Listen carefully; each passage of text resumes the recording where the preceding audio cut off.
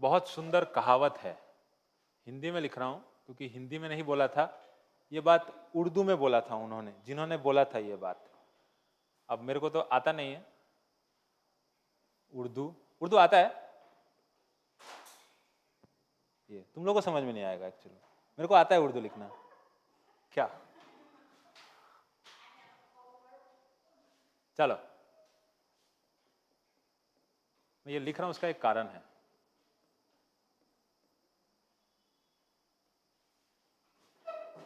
हिंदी सबको पढ़ना आता है?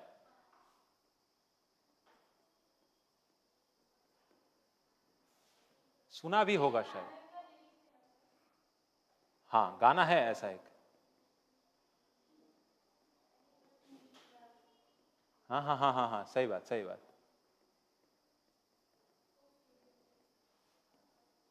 Very nice. मैं हमेशा बोलता हूँ, मोबाइल में इतना सारा किताब घुस करके बैठा हुआ है जो किसी लाइब्रेरी में भी नहीं है। ये जो कहावत है कि गर फिरदौस बार रूए जमीनस्त, हमीनस्त हमीनस्त हमीनस्त, सुना है इस चीज को किसी ने? कहाँ सुना है?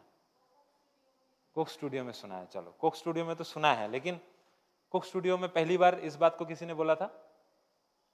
Have someone said this line in Coke Studio for the very first time? No. It was said by a medieval poet, Mughal एम्पेरर्स के बहुत प्यारे इंसान। It was said by अमीर खुसरो। And this line, गर फिरदौस बार रूए जमीनस्त, हमीनस्तो हमीनस्तो हमीनस्त, मतलब अगर इस जमी पे कहीं पे स्वर्ग है तो वो यही है, यही है, यही है। ये जब अमीर खुसरो, पहली बार अमीर खुसरो ने हिंदुस्तान को देखा था, माइंड इट, मैंने ना इंडिया बोला ना भारत बोला, अमीर खुसरो ने सबसे पहले क्या देखा था? Hindustan. What is Hindustan? What is Hindustan? Let me get the idea of Hindustan. What is Hindustan? हम लोग बोलते हैं ना, भारत को हिंदुस्तान तो बोलते हैं लोग। What is Hindustan? क्यों हिंदुस्तान है? बिकॉज हिंदू यहां रहते हैं, दैट्स वाई। यस और नो? कुछ तो लगता होगा। यस और नो तो बोल सकते हो। पीछे से मोदी हंस रहा है। यस, चलो, बिकॉज हिंदू यहां पे रहते हैं। Anyone contradicts with this view? थके। So anyone is contradicting with this view कि ये हिंदू के वजह से we call it Hindustan? Is it Dolly? No? ठीक है, no. The thing is, it's because of Sindhu. Very nice. It's because of Sindhu. And in Persian and Arabic languages, they could not pronounce the word S very properly. No? The word S is pronounced like Hindu. Hindu, Khushbu. The kha is like not from here, it's from here. Khushbu. So pronunciation. So when they goes with the pronunciation, तो सिंधु को उन्होंने pronounce किया like Hindu. Now the people living beyond the river Indus, or what we call Sindhu, is known as the place called Hindustan. Now ये तो अमीर खुसरो ने बोल दिया। इससे पहले भी बाबर ने भी एक बार इस चीज को यूज किया। बाबर ने क्या बोला कि ये हिंदुस्तान है, लेकिन उसमें उसने ज्योग्राफी के बारे में नहीं बोला। He was not at all interested about geography. He was interested about the culture and the society of India. So this is how people शुरू से भारत को डिस्क्राइब किया है। So India is not like any other country in the world. क्यों? What is the reason? ऐसा क्यों है कि इंडिया को ही पूरे वर्ल्ड के लोग यहाँ का कल्चर बहुत अच्छा है, ऐसा क्यों बोलते हैं? एकदम ब्रिटिशर के टाइम से। डॉली हंस सकती हो, डॉली हंसी छुपा क्यों लेती हो? अगर हंसी आ रहा है, you can laugh, you can smile in the class, it's not a jail. Okay, so the thing is कि भारत को लोग सदियों से अलग अलग नाम से जानते थे। मैंने हिंदुस्तान एक नाम बोला, मैं कुछ दिन पहले एक नाम बोला था, मैंने फिर से बोल रहा हूं, it is Jambu Dweep. What is Jambu द्वीप? ये बुद्धिस्ट, जब हम लोग टेक्स्ट को पढ़ेंगे, वहां बुद्धिस्ट टेक्स्ट में लोगों ने इंडिया को क्या बोल के रखा हुआ है? Jambu Dweep. What do you mean by Jambu द्वीप?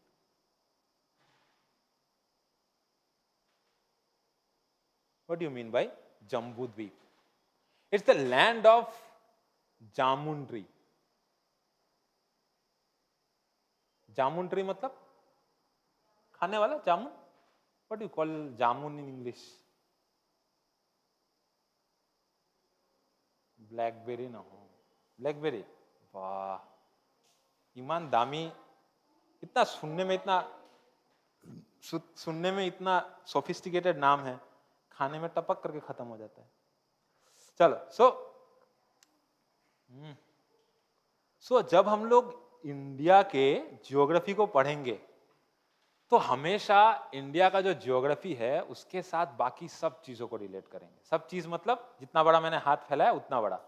सब मीन सब को रिलेट कर सकते हो तुम. अभी मैंने हिस्ट्री को रिलेट कर दिया, यहाँ पे मुगल को रिलेट कर दिया, अमीर खुसरो को रिलेट कर दिया, इसको उसको सबको रिलेट कर दिया. पॉलिटी में घुसोगे तो पूरा का पूरा ज्योग्राफी पे ही सब कुछ है. कितना स्टेट्स है, कितना यूनियन टेरिटरीज है, कितना उसका कैपिटल है, क्या है, it's all related to geography. अभी इसी के बाद अगर हिस्ट्री हो गया, पॉलिटी हो गया, इकोनॉमी पढ़ोगे तो क्यों इंडिया का इकोनॉमी मरते मरते भी बच जाता है? What is the reason? 1991 से पहले लिबरलाइजेशन, प्राइवेटाइजेशन, ग्लोबलाइजेशन आया था इंडिया में. अगर पढ़ोगे तो, मैं बहुत रिसेंट चीज बोल रहा हूँ, सब कुछ बेसिक से समझोगे. बट इंडिया का इकोनॉमी मरने वाला था, फिर से बच गया. इससे पहले भी ब्रिटिशर्स के टाइम पे भी वर्ल्ड वॉर 1 और 2 के बाद इंडिया का इकोनॉमी एकदम बर्बाद हो चुका था, बट वहां से फिर से उठ गया. मुगल जब थे, मुगल और ब्रिटिशर्स के ट्रांजिशन के टाइम पे अगर देखोगे तब भी इंडिया का जो इकोनॉमी है एकदम बर्बाद हो चुका था, फिर से उठ गया. What is the reason? क्या ऐसा है हमारे पास कि ग्रीस जैसा नहीं है कि एकदम बर्बाद हो जाता है, फिर पूरे दुनिया से पैसा लेना पड़ता है, फिर हम लोग सुधरते हैं. 1991 के टाइम पे ऐसा ही हुआ था, हम लोगों ने लोन ले करके ठीक किया था, बट हम लोगों ने लोन तो चुका दिया ना. कैसे? How is it possible? Because we have abundant amount of natural resources, है ना. Starting from the minerals, iron और कोल. बोला जाता है कि इंडिया अपने फॉसिल फ्यूल्स का सिर्फ 14 to 20% ही एक्सप्लॉइट कर पाया है. What do you mean bye exploit करना? एक चीज समझ लेना, हमेशा हम लोग जब बोलते हैं कोई मुझे एक्सप्लॉइट कर रहा है, हम लोग इसको नेगेटिव सेंस में लेते हैं ना. वो मुझे एक्सप्लॉइट कर रहा है, मेरे साथ एक्सप्लॉइटेशन हो रहा है, मतलब अत्याचार हो रहा है, हम लोग सोचते हैं.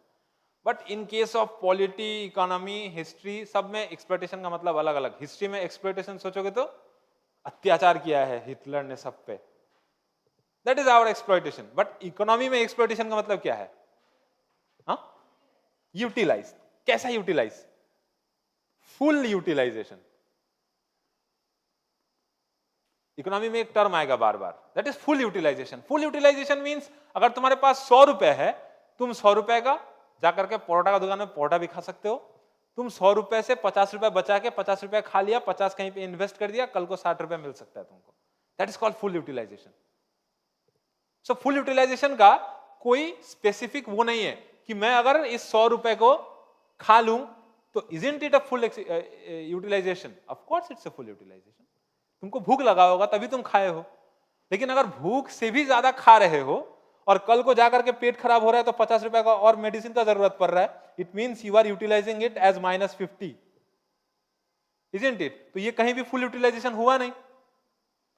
सो दैट्स व्हाई एक्सप्लॉइटेशन का मतलब होता है किसी भी रिसोर्स का, चाहे वो पैसा हो, चाहे वो रिसोर्स हो, मतलब नॉर्मल तुम्हारे पास मिनरल हो, उसका एक्सप्लॉइटेशन का मतलब होता है फुल यूटिलाइजेशन. अब इंडिया में जो नेचुरल रिसोर्सेज है, हम लोगों ने उसका 50% भी एक्सप्लॉइट नहीं किया अभी तक. I am trying to give you idea of how rich we are. Modi ji ने बोला था 15-15 लाख सबके अकाउंट में, मजाक में बोल दिया था उन्होंने, लेकिन अगर ठीक ठाक से हिसाब किया जाए तो 15 लाख क्या 15 करोड़ भी सबके अकाउंट में आ सकता है. पूरा देश को बेच दो, मिनरल विनरल सब बेच दो, सबके अकाउंट में 15-15, 20-20 लाख. ठीक है. सो द थिंग इज कि that is how rich we are in terms of natural resources, है ना. नाउ ये नेचुरल रिसोर्सेज आया कहां से? ये नेचुरल रिसोर्स आया कहाँ से? जब हम लोग फिजिकल ज्योग्राफी पढ़े थे तो हम लोगों ने पढ़ा था कि इंडिया जो है वो एक प्लेट था, वो प्लेट आकर के लगा वगा सब कुछ, ये सब अगर देखोगे सो इंडिया को नेचुरली ही ये सब मिला है। जैसे यूएस के पास भी नेचुरल रिसोर्सेज है, बहुत ज्यादा नेचुरल रिसोर्सेज है, जापान के पास बहुत ज्यादा नेचुरल रिसोर्सेज है, चाइना के पास बहुत ज्यादा नेचुरल रिसोर्सेज है। सबने उसको फुल यूटिलाइजेशन के लेवल तक पहुंचाने का कोशिश किया, बहुत हद तक कर पाए, इसलिए दे आर डेवलप्ड। हम लोग नहीं कर पाए। What is the reason? What is the reason कि हम लोग यूटिलाइजेशन कर ही नहीं पाए चीजों का? Because we didn't have such good finances. हमारे पास पैसा नहीं था। अगर इंडिपेंडेंट के टाइम पे सोचोगे, जब इंडिया इंडिपेंडेंट हुआ तो हमारा फिनेंस इतना अच्छा नहीं था कि हम लोग कल से कोल माइंस लगा दें, पूरा कोल निकालना शुरू कर दें और कोल माइंस से जितना कोल निकल रहा है उससे इलेक्ट्रिसिटी जनरेट करना शुरू कर दे, उससे इंडस्ट्री बना दे, स्टील बनाना शुरू कर दे कल से ही। नहीं था हमारे पास इतना पैसा। हम लोगों ने हेल्प लिया, किससे? We took the help from Russia. Help लेना पड़ा हम लोगों को। इसीलिए अभी भी इंडिया में जो फाइनेस्ट कोल है उसका हम लोग 10% भी नहीं निकाल पाते। दैट वी कॉल लिग्नाइट कोल, जिसको हम लोग इंडस्ट्रियल यूज कर सकते हैं, उसको हम लोग नहीं निकाल पाते हैं। ऊपर से क्या करते हैं हम लोग? जो है उसको भी काट देते हैं, फिर वेजिटेशन, डिफोरेस्टेशन कर दे रहे हैं, जो है उसको भी काट रहे हैं, जो है पहले से जिसको निकाल सकते हैं नहीं निकालते हैं। ये हो गया one reason. Second reason is there are international obligations. UNFCCC जानते हो क्या है? एनवायरनमेंट में पढ़ोगे, United Nations Framework on Climate Change, United Nations Framework Convention on Climate Change. ना इसमें इतना सारा रेगुलेशन है कि तुम कितना फॉसिल फ्यूल निकाल सकते हो, कितना एमिशन कर सकते हो, जितना एमिशन कर रहा हो उसका भरपाई करना है तुमको, घुमा फिरा के नेट जीरो एमिशन पे आना है। नेट जीरो एमिशन मतलब अभी तुम फैक्ट्री तो बंद नहीं कर सकते। Do you have any idea कि मैं फैक्ट्री बंद कर दूंगा, ये फैक्ट्री बहुत पोल्यूशन कर रहा है, फैक्ट्री बंद करो? Can I say that? No. मैं क्या कर सकता हूं? चलो फैक्ट्री मेरा चल रहा है, मैं इधर एक वेजिटेशन लगा देता हूं, मैं यहाँ पे ई रिक्शा ला देता हूं, मैं यहाँ पे सीएनजी बसेस चला देता हूं, तो मेरा एमिशन थोड़ा तो कम हुआ। जितना बढ़ रहा है उससे थोड़ा मैं कम कर रहा हूं। घुमा फिरा के प्लस माइनस मिला करके उसको नेट जीरो होना है, उसको नेट जीरो होना है। And there is one country is this world जो नेट जीरो तो है ही, उल्टा कार्बन नेगेटिव कंट्री है। मतलब जितना वो कार्बन एमिट करता है उससे ज्यादा वो उस कार्बन को सोक कर लेता है। It is known as the carbon sink of the world. मैं बहुत इधर उधर का बात कर रहा हूं, सब लास्ट में लाके जोड़ दूंगा, don't worry. It is known as the carbon sink of the world. What is carbon sink? Don't write anything. मेरे क्लास में पेन कम चलाओ, दिमाग ज्यादा चलाओ। बाद में घर में जाके सोचना तब लिखना, अगर तब याद नहीं आया तब मेरे को फोन करना, नहीं तो मैसेज करना। What is carbon sink? Carbon sink मतलब दुनिया में जितना भी कार्बन है वो उस सिंक में जाके गिर रहा है। सिंक मतलब क्या होता है? बेसिन हम लोग के भाषा में, है ना? जैसे हम लोग का टूथपेस्ट नहीं होता है, हम लोग का क्या होता है? कोलगेट। हम लोग का डिटर्जेंट नहीं होता है, सर्फ। सो उसी तरह we don't call it a sink, we call it a basin. Now carbon sink जो है, इट मींस कि एक कंट्री ऐसा है इंडिया के आसपास ही, वो carbon negative country, and it is the only country in the world, is Bhutan. It's Bhutan. अब ज्यादा दिन रहेगा कि नहीं रहेगा मुझे ये भरोसा कम है, ज्यादा दिन नहीं रहेगा, because China's intervention as well as consumerism. So सोच रहे हो ना, इंडिया के पास रिसोर्सेस कितना है, हम लोग उसको यूज ही नहीं कर रहे हैं। We are not even using it properly. Now, इस यूज नहीं करने से क्या प्रॉब्लम हो रहा है कि हम लोगों को बाहर से चीजें मंगवानी पड़ती है। We have to import things. We are very less exporting country. हम लोग बहुत कम एक्सपोर्ट करते हैं बाहर चीजें, क्योंकि हमारा खुद का ही खाने से पेट नहीं भरता है, बाहर के लोगों को क्या खिलाए। फिर भी हम लोग देते हैं। फॉर एग्जाम्पल वैक्सीन, वैक्सीन के केसेस में हम लोगों ने क्या देखा? वैक्सीन के केसेस में हम लोगों ने देखा कि जो वैक्सीन है वो हम लोगों ने खुद के लिए तो यूज किया, उसी के साथ साथ हम लोगों ने दूसरों को भी दिया। आपको मैं थोड़ा सा इसी के हवा से वंचित कर रहा हूं, इसके लिए मैं सॉरी बोल रहा हूं। So this is how rich we are and this is how generous we are.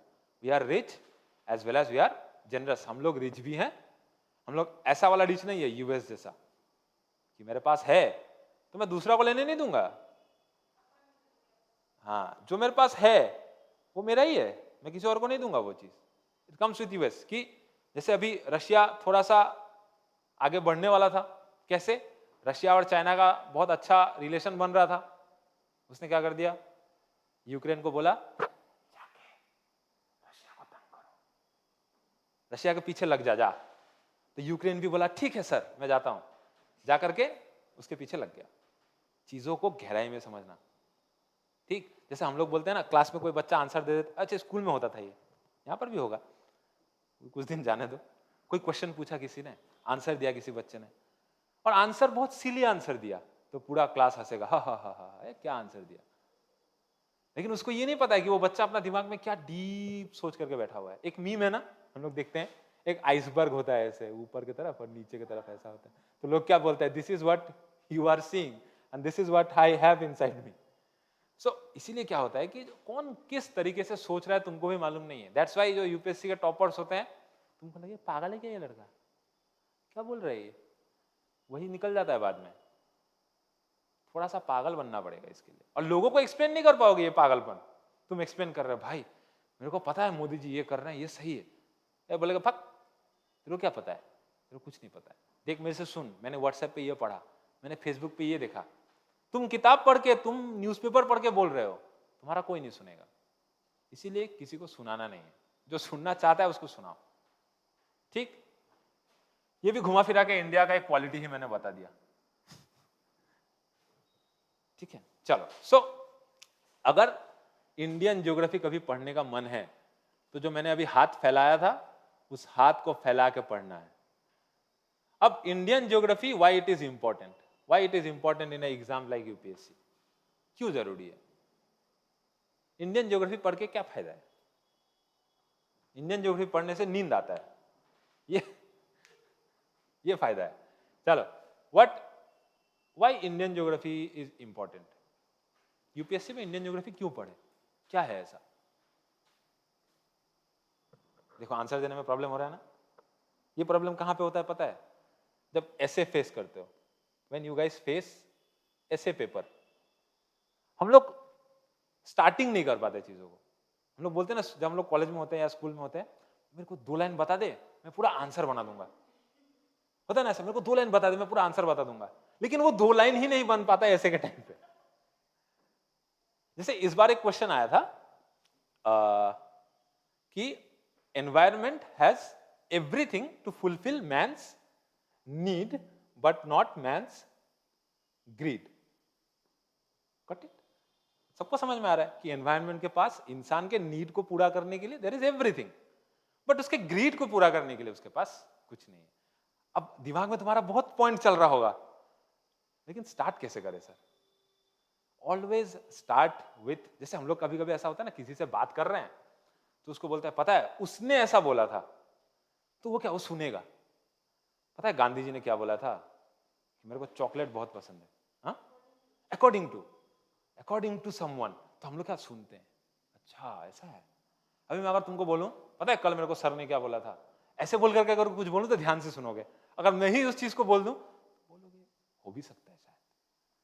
तो ये होता है, क्यों होता है ऐसा, ऐसा इसीलिए होता है क्योंकि हम लोग जब किसी चीज को रेफर करते हैं ना, तो लोग सोचते हैं कि शायद इसमें कुछ सच्चाई हो सकता है, बिकॉज ये खुद तो नहीं बोल रहा है, और अगर खुद बोल रहा है तो there must be any something, तो है दाल में कुछ काला। सो ये जो नीड और ग्रीड वाला चीज है, इसमें कोई एक कोट लगा दो ना, गांधी जी का एक कोई कोट लगा दो, कोई भी कोट छोटा सा लगा दो, स्वच्छ भारत मिशन में जो लगता है, cleanliness is next to godliness, हाँ वही कुछ, स्वच्छता ही भगवान के कुछ है ऐसा, मैं भूल गया लाइन, क्लीनलीनेस इज, मोदी बोलो ना, कुछ कुछ था ऐसा स्वच्छ भारत मिशन का जो वो है कि cleanliness is next to godliness, ऐसा। तो ये वाला लाइन अगर मार दो वहां पे कि भगवान ने, गांधी जी ने बोला है कि अगर हम लोग साफ सुथरा चीज रखें, if we maintain cleanliness we will be next to God. So इस चीज को कैसे रिलेट करोगे इस चीज के साथ कि क्लीनलीनेस इज अ नीड, अगर क्लीनलीनेस रखना इज अ नेसेसिटी, सबके लाइफ में सबके उसमें क्लीनलीनेस होना चाहिए। सफाई तो सब जगह होना चाहिए, बट अगर इंसान ग्रीडी हो जाए, वो क्या सोचेगा, मेरा घर साफ रहे बस, कचरा निकाला किसी और के घर में फेंक दिया। दैट शोज योर ग्रीडलीनेस, कि तुम्हारा घर साफ रहना चाहिए भाई, कुछ भी गंदा हो जाए, कुछ भी वो हो जाए, तुमसे कोई मतलब नहीं। तुम्हारा गाड़ी धुआं पे धुआं छोड़े, there is no problem, but तुम बोलोगे कि नहीं यार पॉल्यूशन बहुत ज्यादा हो रहा है, सांस लेने में बहुत प्रॉब्लम हो रहा है, तुम एसी लगवा लोगे अपने घर में, रात को सोने में थोड़ा सा आसानी होता है, गर्मी बहुत बढ़ रहा है यार, तुम्हारा एसी फू फू करके सीएफसी फेंक रहा है, उसमें उसमें कोई गर्मी नहीं बढ़ रहा है तुम्हारा। So this is how you have to start everything. So मैंने जैसे ही बोला कि why Indian geography is important for why studying Indian geography is important for exams like UPSC and APSC, वहां सीधा सीधा बोलना चाहिए था कि because we are giving an exam that is centred to India, so we have to know about our country. अगर हम लोग किसी देश के बारे में जानेंगे नहीं तो उसको रूल कैसे करेंगे? ब्रिटिश ने इस देश को आते ही रूल करना शुरू कर दिया क्या? मुगल्स ने इस देश में आते ही रूल करना शुरू कर दिया क्या? दे टुक 100 years, उनको टाइम लगा। 1757 जब देश में एक्चुअली में ब्रिटिश ने राज करना शुरू किया, कब आए थे वो लोग? 1657 में, ऑलमोस्ट 1600 में देखे, और उनको टाइम लगा ऑलमोस्ट 100 साल। उसके बाद भी 1757 से लेकर के 1857 तक एक कंपनी ने राज किया, British government did not intervene, वो खुद नहीं घुसा। सो कोई भी जगह को रूल करने से पहले उसके जियोग्राफी को समझना बहुत जरूरी है। तो हम लोग बोलते हैं कि गवर्न करने के लिए अंडरस्टैंड करना बहुत जरूरी है। इसीलिए जो नेता लोग हैं वो लोग कब फेल करते हैं, कब उन लोगों को कुछ समझ में नहीं आता है, कब बोलते हैं ये फालतू नेता है? जब वो कुछ स्टडी नहीं करता है। हम लोग क्यों ऐसा होता है कि हम लोग बोलते हैं कि लोकल आदमी को वोट देके जिताना चाहिए, ऐसा नहीं कि बाहर से कोई आया उसको जिता दो। हाँ, लोकल जो बंदा होगा उसको पता होगा ना कि यहाँ के एक्चुअल प्रॉब्लम्स क्या है। सो प्रॉब्लम्स को समझने के लिए सबसे पहला जो चीज समझना होता है, क्योंकि ये जो क्वेश्चन है, ये जो ज्योग्राफी का पार्ट है, ये तुम्हारे प्रीलिम से लेकर के इंटरव्यू तक, जब तुमको वो बंदा एक क्वेश्चन पूछेगा इंटरव्यू में, ऐसा बैठा होगा, okay please tell me something about your district. तो ऐसा सोच रहा मैं क्या बताऊं, मैंने अपने डिस्ट्रिक्ट के बारे में पढ़ा ही नहीं सर, लेकिन मेरे को सर फंडामेंटल राइट्स पता है। अरे तुम्हारा फंडामेंटल राइट्स जेब में रखो, निकलो यहां से। Tell me something about your district, this is the most common question. ये क्वेश्चन इंटरव्यू में हर किसी से पूछा जाता है। Now tell me something about your district, ये है क्या? अभी तुमने मान लो तुमने बता दिया कि my district is this, I am having this this this this. अब तुमसे क्या पूछेगा? What do you think is the most important problem that is faced by the people in your district? अब तुम पागल हो गए, अब तुम बोले प्रॉब्लम क्या है? सर मेरे ख्याल से यहाँ नेटवर्क अच्छा नहीं मिलता है तो रील नहीं देख पाते हैं अच्छे से, दैट्स द प्रॉब्लम। अब this is not how a civil servant must think. वो कैसे सोचेगा? अगर नेटवर्क नहीं भी है तो वो रील के बारे में थोड़ी बोलेगा, वो क्या बोलेगा घुमा फिरा के कि यहाँ बच्चों को ऑनलाइन एजुकेशन का फायदा नहीं मिल रहा है। This is how you relate to thing, this is how you make the difference. जितना सोच में तुम्हारा डिफरेंस आएगा ना, उतना तुम्हारा ये खुलेगा। And you have to open up, चीजों को ओपन करो। वो वाला जो बचपन में मैंने बताया था, लड़का लोग बहुत करता है ये। कोई गाड़ी मिला रिमोट वाला, खोल दिया उसको, मोटर निकाला अंदर से, ये मोटर ही इसको चला रहा है। मैं बन गया आज से साइंटिस्ट, मैं बन गया आज से इंजीनियर। तो चीजों को जब तक अंदर से नहीं देखोगे तो चीजों को समझने में प्रॉब्लम होगा। हाँ। ऐसा नहीं, अभी अभी अब मैं मजाक किया ना मजाक के बारे में बात नहीं है, हो भी सकता है। चीजों को खोल खोल करके जो भी देखता है। सो किसी भी जगह को गवर्न करने के लिए उसको समझना बहुत जरूरी है, इसीलिए हम लोग उसके जियोग्राफी को समझेंगे। Now because India is geographically so abundant, यहाँ पे माउंटेन्स है, माउंटेन्स है इंडिया में, माउंटेन्स है कहाँ पे? ये डरने का क्या, इतना हिमालय नहीं बोल सकते सीधा सीधा, सबको पता है हिमालय है। माउंटेन है, रीजन्स है, बहुत सारा है। समुंदर है? कौन सा? बे ऑफ बंगाल है, अरेबियन सी है, इंडियन ओशन है, सबको सब मालूम है, मुंह से आवाज नहीं निकलता है। अच्छा, डेजर्ट है, क्या नाम है? थार डेजर्ट। सहारा तो वो है, डेजर्ट भी है, पहाड़ भी है, क्या नहीं है अपने पास? रिवर्स हैं, कौन सा? वाह, इतना कुछ है, फॉरेस्ट वगैरह है, वाह, तब तो सब कुछ है। चलो तो पढ़ते हैं थोड़ा सा क्या क्या है, देखते हैं। तो इंडियन ज्योग्राफी जब भी पढ़ोगे, सोर्स में बता देता हूं कहां से पढ़ोगे।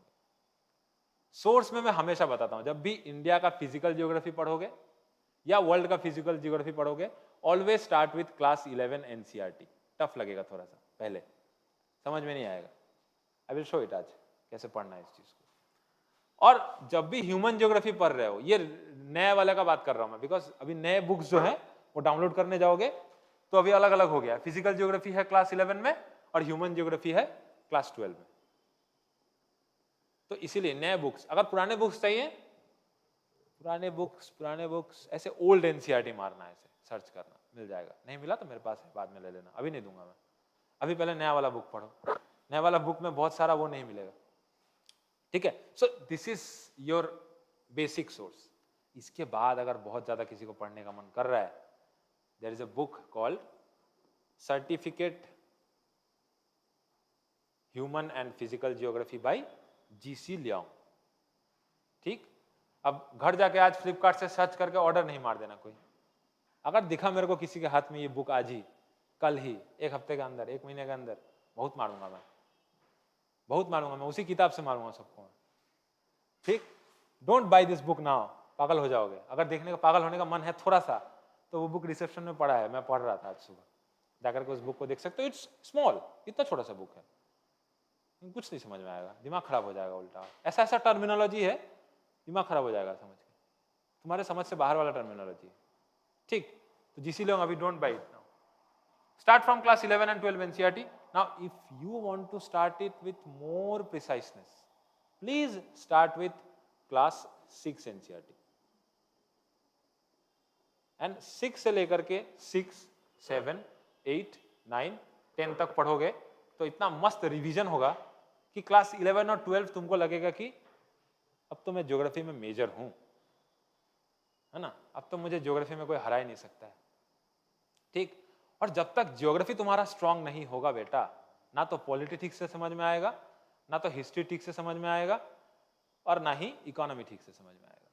क्योंकि ज्योग्राफी में हम लोग जो जो चीज पढ़ेंगे, ज्यादा से ज्यादा जो भी हम लोग ह्यूमन ज्योग्राफी में पढ़ेंगे, for example population, what we call the study of population, उसके लिए एक टर्म है, एवरी स्टडी के लिए कोई कोई टर्म है, we call it demography. What we call the study of numbers, numerology है। नंबर्स इन पॉलिटिक्स अगर सोचे तो, इलेक्शंस के बारे में जो स्टडी होता है, what we call it, we call it psephology, SOPHOLOGY, psephology. Now what is psephology? Psephology जो है वो एक्चुअल में है, is the study of numbers regarding elections. ये जो एग्जिट पोल, ये जो ओपिनियन पोल वगैरह होता है, ये जो इलेक्शन में कौन कितना जीतेगा, कौन क्या करेगा, दीज आर सोफोलॉजी। सो ये सब क्या है, these are all related with human geography, these are all related with human geography. और फिजिकल ज्योग्राफी को अगर ठीक से ना समझे तो पॉपुलेशन को कैसे समझोगे? अगर कहीं फिजिकल ज्योग्राफी यानी कि कहीं का फिजिकल फीचर, मान लो it's a very mountainous place, जैसे लद्दाख, बहुत माउंटेनियस स्टेट है, उसका पॉपुलेशन कैसा होगा? बहुत डेंस होगा, मतलब एक जगह में बहुत लोग रहेंगे कि लोग दूर दूर दूर दूर रहेंगे, स्कैटर्ड रहेंगे, कैसा रहेगा? स्कैटर्ड, ऑफ कोर्स स्कैटर्ड रहेगा, क्योंकि माउंटेन रहेगा तो लोग एक जगह में नहीं रह पाएंगे एक जगह में, तो वहां जो कॉलोनीज होंगे वो स्कैटर्ड होंगे, यहां 2 घर, वहां 2 घर, वहां 2 घर। लेकिन अगर गुवाहाटी जैसे एरिया को देखोगे तो देखो रोड के साइड में कितने ज्यादा लोग रहते हैं, रोड के साइड में कितने ज्यादा लोग रहते हैं, जहां रोड है रोड के साइड से घर स्टार्ट होते हैं ज्यादातर। और लोग यहां पे क्या है, क्लस्टर में रहते हैं, बहुत डेंस पॉपुलेशन होता है। मतलब अगर तुम गांव में जाओगे तो इतने से एरिया में ज्यादा से ज्यादा 4 लोग रहते होंगे। इसी एरिया में शहर में आ जाओगे तो 40 लोग भी रह सकते हैं। क्यों? गांव का घर ऐसा होगा,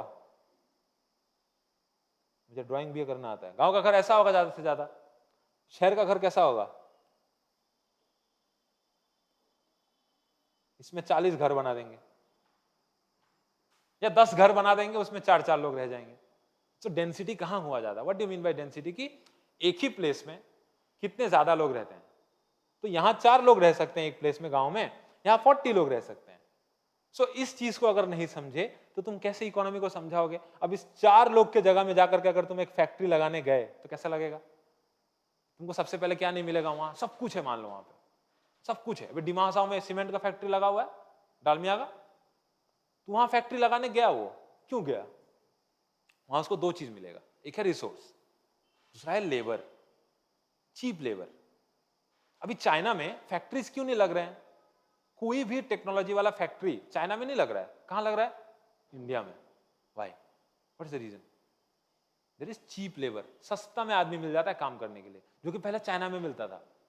इतना पॉपुलेशन है वहां पे कि लोग वहां 200-300 रुपए में भी काम कर लेंगे, लेकिन वो चीज यहां पॉसिबल नहीं था, अभी यहां पर भी पॉसिबल है। सो किताबें अगर पढ़ोगे तो एनसीईआरटी से ज्योग्राफी पढ़ो। और मेरे इतने दिन के एक्सपीरियंस में मैं ये बात तो सबको बता दूंगा कि एनसीईआरटी के बाहर एक लाइन नहीं आता है ज्योग्राफी में। बाकी सब्जेक्ट्स में मैं अलग अलग बोल सकता हूं, एनसीईआरटी बुक्स के बाहर एक लाइन का कुछ नहीं आता है। ठीक ना? जब भी इंडियन ज्योग्राफी पढ़ रहे हो, always try to relate it with world geography. कैसे? जैसे मैंने उस दिन बताया था कि एक ट्रॉपिक ऑफ कैंसर और ट्रॉपिक ऑफ कैप्रिकॉर्न वाला जो केस है, तो हम लोगों को ट्रॉपिक ऑफ कैप्रिकॉर्न से कोई लेना देना है जब हम लोग इंडियन ज्योग्राफी पढ़ रहे हैं? तो नहीं, बिकॉज इंडिया से कौन गुजरता है? Tropic of cancer.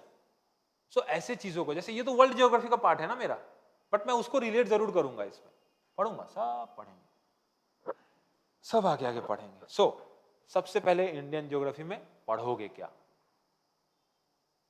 पढ़ोगे क्या?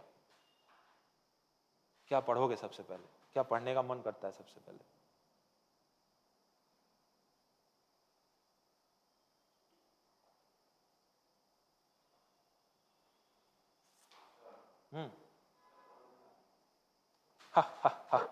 देखा, इसको बोलते हैं डिस्क्रिमिनेशन इन सोसाइटी। सब हवा कौन खा रहा है? अंबानी और Adani. And I am the Ambani of this class.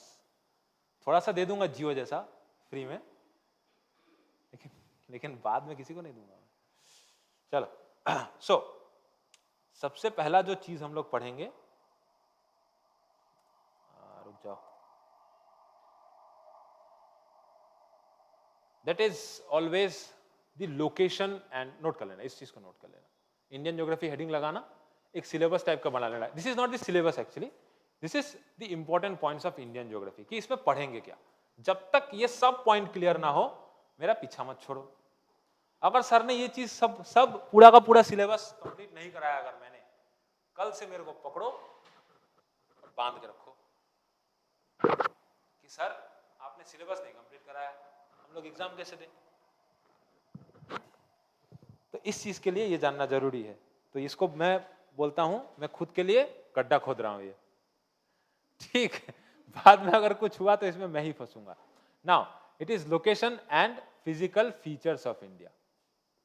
सबसे पहला चीज पढ़ेंगे, एंड बेसिक में पढ़ेंगे एकदम। बेसिक मींस ऐसा नहीं कि इंडिया का लोकेशन ऐसे बना के देख रहे हैं, इधर पाकिस्तान, इधर बांग्लादेश, ऐसे वो नहीं करना है कुछ। लोकेशन में लोकेशन, इंडिया का पूरा लोकेशन समझ लेंगे हम लोग, ठीक?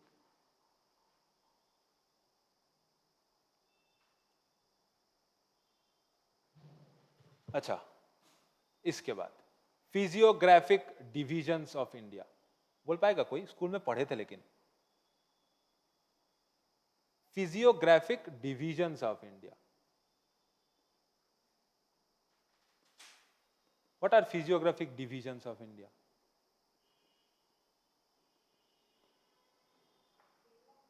हाँ, फिजियोग्राफिक फीचर्स ऑफ इंडिया क्या है?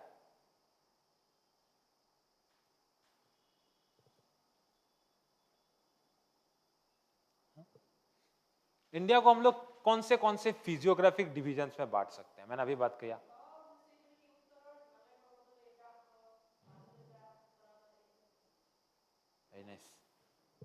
माजोरेटा, तोलोरेटा, नाम है सबका, क्या नाम है? सबसे पहला है the great Himalayas. The great Himalayas मतलब ऊपर सबसे बड़ा जो हिमालय है। चलो आपके सहायता के लिए मैं थोड़ा सा और हेल्प कर देता हूं। ये जो है दिस वन, क्या है इसमें?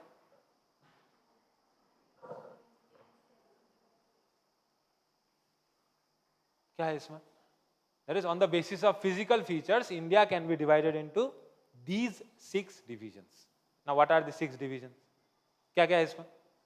One is the northern mountains. Now, the northern mountains we call it the Great Himalayas also, because पूरा जो northern mountain है इंडिया का, देखो it not only covers the northern part, it also covers the northeastern part of India. Himalaya हम लोग यहां तक लेते हैं. Now, what is the state here? यहां पर कौन सा स्टेट है? Here is Mizoram. यहां पर कौन सा स्टेट है? ये त्रिपुरा. ठीक. सो ऐसे स्टेट्स में भी क्या है? There are mountains. उसके बाद there are northern plains. Plains तो इंडिया में हर जगह में है, लेकिन the northern plains is a different physiographic division. क्यों? उसमें ऐसा क्या है? उसमें ऐसा क्या है? मुझे जरूरत नहीं था इस करामाती को दिखाने का, फिर भी मैं थोड़ा सा यूज कर रहा हूं. इसको कोई यूज नहीं करता है. चलो. सो ऐसा क्या है? ऐसा वाला प्लेन तो तुमको यहां भी मिल जाएगा, कृष्णा गोदावरी के बेसिन में भी हल्का फुल्का मिल जाएगा. नहीं, एक्चुअल में क्या है कि जो गंगा नदी है, the river Ganga, it the whole alluvial deposit. Alluvial deposit मतलब जो गंगा रिवर का अगर हम लोग फ्लो देखेंगे, so Ganga river flow is like this. यहां से ऐसा है, फिर यहां से एक ऐसा टर्न लिया, फिर आकर के यहां एक टर्न है, और एक पार्ट यहां जाकर के इस वाले पार्ट से मिल रहा है. ये जो एक पार्ट यहां पे है,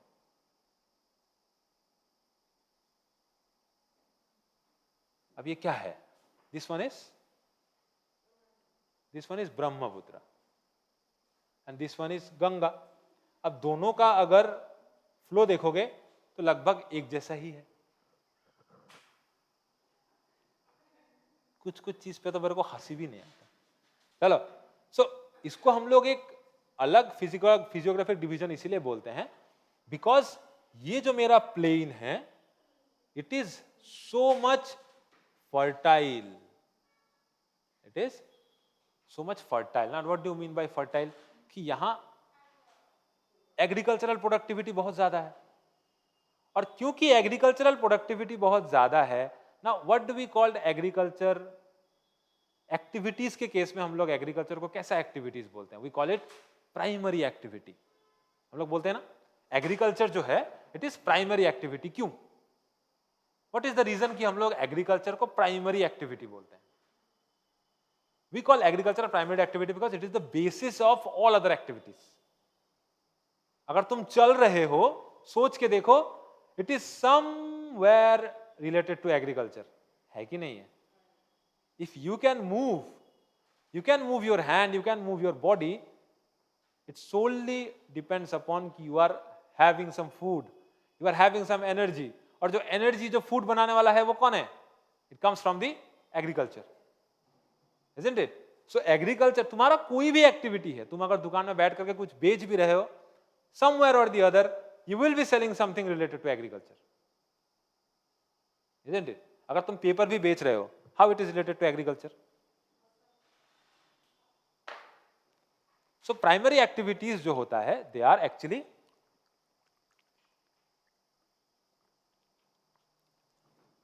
basis of all other activity. So ये जो मेरा पूरा एरिया है, it gives us a huge economic advantage. कैसा? क्योंकि यहां पर एग्रीकल्चरल प्रोडक्ट्स बहुत ज्यादा है, agricultural production. Industries tends to build their factories in this area. Industries जो है वो क्या कोशिश करते हैं, दे ट्राई कि उनका जो फैक्ट्रीज है वो यहां पर लगे. Got it? लेकिन देखा गया है कि due to some political reasons factories यहां पे भी है, लेकिन अगर कंसंट्रेशन देखे तो इस जगह में बहुत ज्यादा है. There are some political reasons also. Gujarat and Maharashtra are industrially very developed regions. क्या कारण है उसका? बिकॉज वहां बिकॉज देर आर पोर्ट्स. सामान को लेना ले जाना बहुत इजी है. तो इंडिया को इसीलिए तो हम लोग रिच बोलते हैं कि अगर हम लोग को इंडिया को चारों तरफ से कोई घेर भी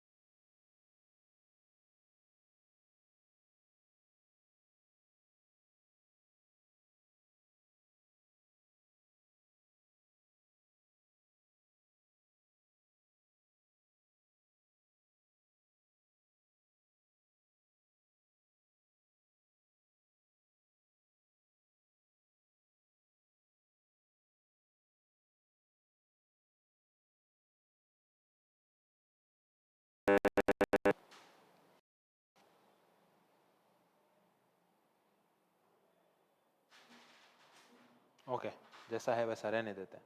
नाउ मैंने ये क्यों बोला इस चीज को कि इंडिया को अगर कोई चारों तरफ से घेर भी ले तो हमारे पास ये जो एग्रीकल्चरल प्रोडक्टिव एरिया है ये वाला, एज वेल एज कुछ नदियां जो यहां से आई हैं उसका ट्रिब्यूटरीज यहां पे है.